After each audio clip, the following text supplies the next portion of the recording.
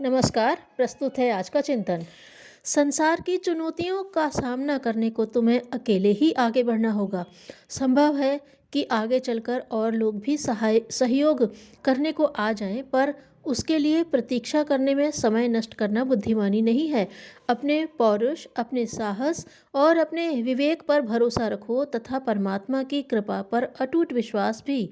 सत्य के लिए, धर्म के लिए, न्याय के लिए एकाकी आगे बढ़ने को सदैव तैयार रहो। सफलता का मार्ग खतरों का मार्ग है। इन खतरों से जूझने का, कष्ट सहने का, कठोर परिश्रम करने का साहस तुम्हें हर दशा में सफल बनाएगा। तभी राष्ट्र की वर्तमान चुनौतियों का भी सफलतापूर्वक सामना कर सकोगे। विश्व क्रांति एवं सांस्कृतिक सद्भाव का संवाहक देश आज आतंकवाद एवं उग्रवाद के विस्फोटों से ग्रस्त है। जातीय सांप्रदायिक हिंसा देश की अस्मिता के लिए खतरा बनी हुई है। समूचा राष्ट्र भ्रष्टाचार में आकंठ डूबा है। कभी सोने की चिड़िया के नाम से विश्वविख्यात देश आज विदेशियों के सामने भिक्षा पात्र लेकर भटक रहा है।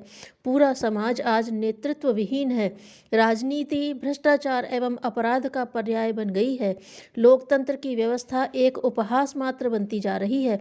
राष्ट्र निर्माण का लक्ष्य एक अंधेरी गली में गुमसा हो गया है। राष्ट्रव्यापी असंतोष, अव्यवस्था आज देश की रुग्ण स्थिति को दर्शा रही है। ऐसी विषम स्थिति से जूझने की सामर्थ्य, ऐसे उल्टे प्रवाह को उलटकर सीधा करने का साहस समवेत स्वर में युवा शक्ति के बल पर ही संभव है। सभी इस बारे में एक मत हैं कि युवाओं में प्रचंड ऊर्जा है, भले ही आज वह दिशाहीनता की वजह से बिखर रही है। आज के राष्ट्रीय एवं सामाजिक परिवेश में युवा शक्ति से ही यह अपेक्षा की जा सकती है कि वह राष्ट्र को इस विकट स्थिति से उबार कर इसमें नई चेतना का संचार कर सकेंगे। स्वतंत्रता संघर्ष की सूत्रधार युवा शक्ति। हमेशा राष्ट्रीय गौरव की सुरक्षा के लिए युवाओं ने ही अपने कदम बढ़ाए हैं। संकट चाहे सीमाओं पर हो अथवा सामाजिक एवं राजनीतिक, इसके निवारण के लिए अपने देश के युवक एवं युवतियों ने अपना सर्वस्व न्यौछावर करने में कोई कोर कसर नहीं छोड़ी है।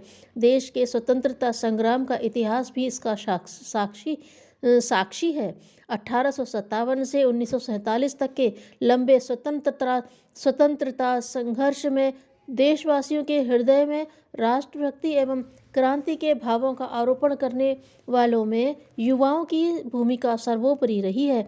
1857 के प्रथम स्वतंत्रता संग्राम के महानायकों में झांसी की रानी लक्ष्मीबाई, तात्या टोपे और मंगल पांडे युवा थे। रानी लक्ष्मीबाई तब मात्र 26 वर्ष की थीं। अंग्रेजों के दांत खट्टे करने वाली लक्ष्मीबाई की सेना की एक जांबाज झलकारी बाई एक युवती ही थी। उन्हीं की प्रेरणा से सुंदर मुंदर, जूही, मोतीबाई जैसी नृत्यांगनाएं क्रांति की वीरांगनाएं बन गई थीं, जिनका जीवन घुंघरुओं की झनकार से शुरू होकर गोले बारूद के धमाकों में खत्म हुआ। पश्चिम बंगाल में युवाओं को क्रांति के बलिदान मंच पर लाने वाले श्री अरविंद तब एक 25-30 वर्षीय युवा ही तो थे।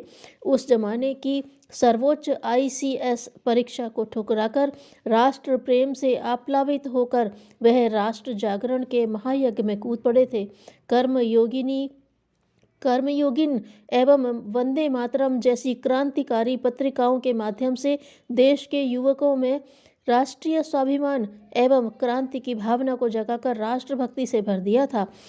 सैकड़ों युवक इस प्रेरणा से हंसते हंसते फांसी के तख्ते पर चढ़ गए थे।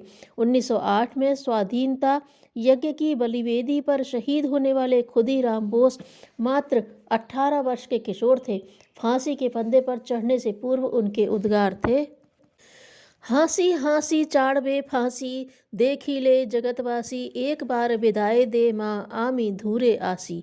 अर्थात दुनिया देखेगी कि मैं हंसते हंसते फांसी के फंदे पर चढ़ जाऊंगा। हे भारत माता, मुझे विदा दो, मैं बार बार तुम्हारी कोख में जन्म लूं। काकोरी कांड स्वतंत्रता इतिहास की एक महत्वपूर्ण घटना रही है। 1925 ईस्वी में हुए इस कांड के सभी क्रांतिकारी अभियुक्त युवा थे। अपने साहस एवं सहर्ष आत्म बलिदान के भाव से उन्होंने देशवासियों के हृदय में राष्ट्र प्रेम की लौ जगा दी थी। इनमें प्रमुख क्रांतिकारी अभियुक्त पंडित राम प्रसाद बिस्मिल ने फांसी के फंदे चूमते हुए कहा था, अब न कोई बलबले हैं और न अरमानों की भीड़, एक मिट जाने की हसरत अब दिले बिस्मिल में है। अन्य क्रांतिकारी अभियुक्त अमर शहीद अशफाक उल्ला खां, राजेंद्र नाथ लाहिड़ी, रोशन सिंह आदि सभी युवा ही थे। अपने अप्रतिम देश प्रेम एवं आत्म बलिदान द्वारा देश भर में क्रांति की नई लहर फैलाने वाले शहीद आजम भगत सिंह उस समय मात्र 23 वर्ष के थे। उनके क्रांतिकारी साथी राजगुरु एवं सुखदेव भी युवा ही थे। इसके अलावा अगणित गुमनाम युवाओं ने स्वतंत्रता संग्राम महायज्ञ में अपनी आहुति दी थी। 1942 के भारत छोड़ो आंदोलन के समय भी युवा शक्ति अपने चरम पर उभर कर आगे आई थी। वह राष्ट्र शक्ति का पर्याय बनी थी। अध्यात्म आत्मा को चेताने का विज्ञान है। धन्यवाद।